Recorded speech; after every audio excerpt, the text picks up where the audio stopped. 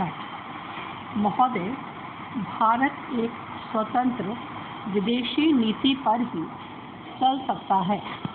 जैसा कि हमारी एक के बाद एक कार्रवाइयों से स्पष्ट हो चुका है, मैंने ऐसी किसी बात को कभी भी पढ़नीय नहीं माना है।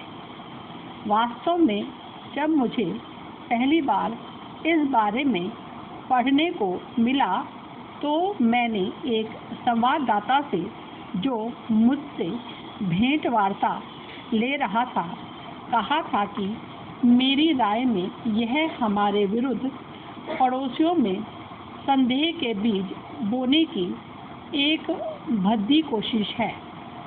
मैंने अपनी नेपाल यात्रा के दौरान तथा अन्य मौक़ों पर भी यही बात कही है।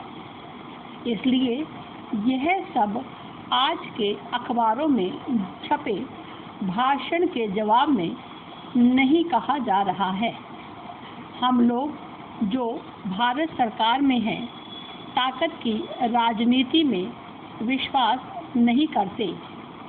हम जिसे प्रचलित रूप में शक्ति कहा जाता है, उसकी क्षमता या दर्जा पाने की आकांक्षा नहीं रखते।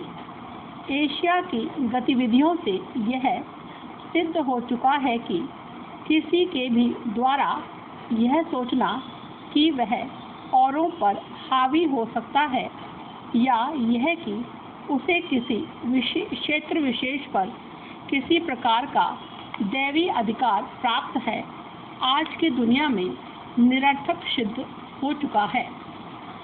हमने ऐसी बातों पर कभी भी विश्वास नहीं किया है।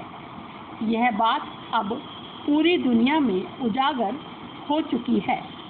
अगर भारत के पास कोई ताकत है तो उसका इस्तेमाल सर्वप्रथम अपनी ही राष्ट्रीय समस्याओं के हल के लिए किया जाना है और फिर अन्य देशों, विशेषतः विकासशील देशों की स्वाधीनता और अस्तित्व रक्षा के लिए सहायता देने में होना है।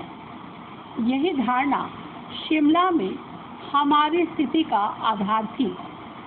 हमें अफसोस है कि कुछ देश अभी भी भारत के विरुद्ध जहर उगलते जा रहे हैं।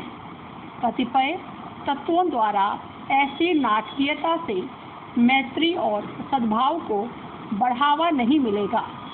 मैंने एक माननीय सदस्य को कहते हुए सुना कि यह बड़ी लज्जा और दुख का विषय है कि हम कुछ देशों के साथ मित्रता के बारे में बातचीत करते रहे, हालांकि वे हमारे मित्र होने में कोई दिलचस्पी नहीं रखते।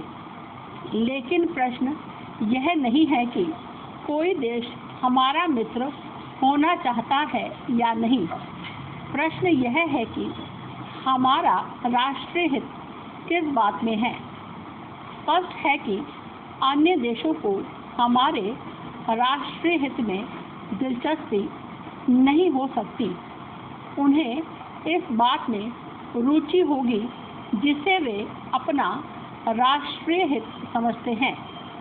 भारत सरकार किसी भी लज्जा का अनुभव नहीं करती।